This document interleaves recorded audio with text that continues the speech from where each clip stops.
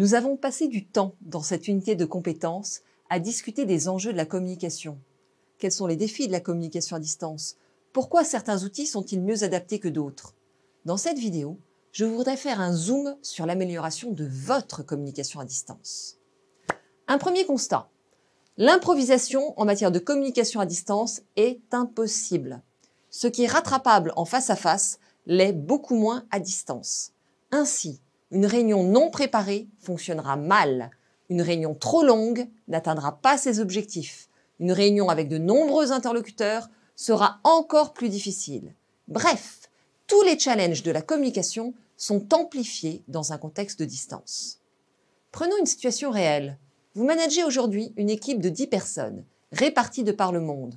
Canada, France, Hong Kong. Vous avez bien entendu beaucoup de pression sur les différents projets. Et votre équipe travaille d'arrache-pied. Mais tous les plannings ne sont pas tenus. Aujourd'hui, vous décidez d'organiser une réunion à distance pour faire un point d'étape projet par projet. C'est tellement important à votre avis que c'est d'ailleurs le seul point de votre agenda. Pendant la réunion, vous ne pouvez que regretter le manque d'implication et d'engagement. Et le fait d'avoir acquis un outil qui vous confirme que tout le monde fait autre chose en même temps ne va pas améliorer votre morale. Le problème que vous rencontrez n'a rien à voir avec les différences culturelles, rien à voir avec la charge de travail de l'équipe. Il a tout à voir avec le peu d'intérêt porté au thème choisi. Les réunions à distance doivent servir à prendre une décision ou à résoudre un problème. S'il s'agit simplement de communiquer une information en mode 1.0, privilégiez d'autres outils, comme le courrier électronique. Sinon, ne vous étonnez pas que les personnes fassent autre chose. Les conseils qui suivent sont issus de 3 sources. Un webinaire sur le fait de diriger à distance, plusieurs articles académiques sur la communication dans les équipes virtuelles, et enfin, mes propres travaux de recherche sur le sujet. Beaucoup d'entre eux relèvent tout simplement du bon sens, me direz-vous. Et c'est vrai. Mais je vous garantis que si vous suivez tous ces conseils, vous aurez des réunions à distance beaucoup plus productives. Tout d'abord, quelques pistes en amont de la réunion. L'agenda doit être clair et permettre de comprendre comment la réunion va s'organiser. Qui prendra la parole? À quel moment? Chaque participant peut ainsi préparer ce qu'il a à dire. Et ceci est d'autant plus important que la réunion ne se déroule pas toujours dans sa langue maternelle. L'agenda ne se résume donc pas à une liste de points. Il faut clarifier pourquoi ce point est sur l'agenda, combien de temps vous avez prévu d'y consacrer, ce que vous voulez obtenir à la fin de la discussion, ce dont vous avez besoin de la part des participants, etc. Deuxième élément, tous les documents utiles pour la réunion doivent être envoyés bien évidemment en amont sur un espace partagé afin que les participants aient le temps d'y réfléchir et de préparer leurs questions. Et quand je dis en amont, je ne parle pas de la veille pour le lendemain. Troisième point, la planification des réunions doit changer afin que le décalage horaire ne soit pas toujours supporté par les mêmes personnes. Et pensez à ajouter environ 20% de temps en plus, car on sous-estime souvent le temps nécessaire pour que chacun puisse s'exprimer. Au pire, vous n'aurez qu'à finir plus tôt, personne ne vous le reprochera. Quatrième point, la qualité de la relation entre les membres de l'équipe est cruciale, car elle va jouer sur les interactions. Perdre du temps pour créer du lien, c'est en réalité gagner du temps.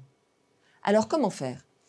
Par exemple, vous pouvez prendre l'habitude d'ouvrir les lignes de la téléconférence plus tôt et demander à quelqu'un de se connecter pour accueillir réellement les participants qui vous rejoignent. Au démarrage de la réunion, vous pouvez tout simplement demander ce qui se passe dans les pays, comment vont les projets, etc. Certains conseillent de poser des questions sur les familles. Je suis plus mitigée là-dessus. Cela dépend vraiment du niveau d'intimité globale existant au sein de l'équipe. Si ce dernier est faible, car les personnes ne se connaissent pas ou pas bien, gardez ce type de questions pour des échanges individuels. Alors maintenant, pendant la réunion, voici quelques éléments à garder à l'esprit. Petit 1, sa durée doit être limitée à 1 heure grand maximum. 30 minutes, ce serait encore mieux. Privilégiez des rencontres virtuelles plus fréquentes et beaucoup moins longues. À distance, les échanges sont beaucoup plus fatigants et plus la discussion est brève, plus elle sera efficace. Limitez aussi le nombre de participants à la réunion. Deuxième élément, pensez à clarifier la manière dont vous souhaitez que les gens communiquent entre eux, comme le fait de dire son nom avant de prendre la parole, d'être concis, d'être précis. Pensez aussi à clarifier les règles. Certains parlent même de demander l'autorisation en amont de la réunion. C'est-à-dire, soyez explicite sur le fait que vous avez la responsabilité de garder la réunion dans le droit chemin, que vous souhaitez vous adresser à différentes personnes au fur et à mesure en fonction de ce qui vous semble pertinent. Si vous êtes clair sur la manière dont vous souhaitez gérer la réunion, ce sera beaucoup plus facile d'en reprendre le contrôle si besoin. Troisième point, assurez-vous en amont que chaque participant est bien responsable d'un des items de l'agenda.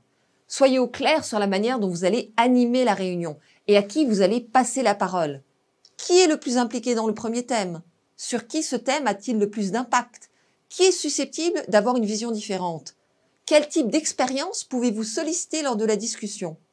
C'est ainsi que tous les membres de la réunion se sentiront impliqués et valorisés.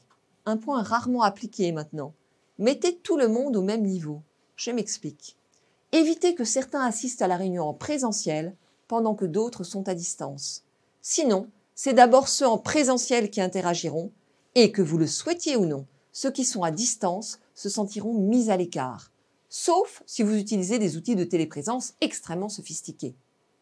Pendant la réunion, efforcez-vous de garder un document où vous notez les réactions des uns et des autres. Et quand vous revenez sur ces réactions, n'oubliez pas de mentionner à nouveau le nom de la personne qui l'a eu. Reconnaître quelqu'un à distance est un moyen essentiel de créer une forme de communauté. En outre, cela a l'avantage de conduire les participants à être beaucoup plus attentifs aux échanges qui se déroulent. Dernier point, allez-y doucement. Comme les personnes ne se voient pas ou uniquement sur un petit écran, il est plus difficile d'entendre et donc de comprendre ce qui vient d'être dit. En l'absence de non-verbal, il faut ralentir, répéter et s'assurer que tout le monde suit. Et enfin, à la fin de chaque item abordé, assurez-vous d'avoir fait le point sur 5 éléments. La clôture du thème. Est-ce que quelqu'un a quelque chose à dire ou à demander qui n'a pas encore été exprimé? L'assentiment. Est-ce que tout le monde est d'accord avec la manière dont nous avons traité ce thème? Troisième point, valider les prochaines étapes. Est-ce que tout le monde est d'accord sur qui doit faire quoi et quand? Quatrième point, l'intérêt. Qu'est-ce que cette discussion vous a apporté? Et enfin, les remerciements.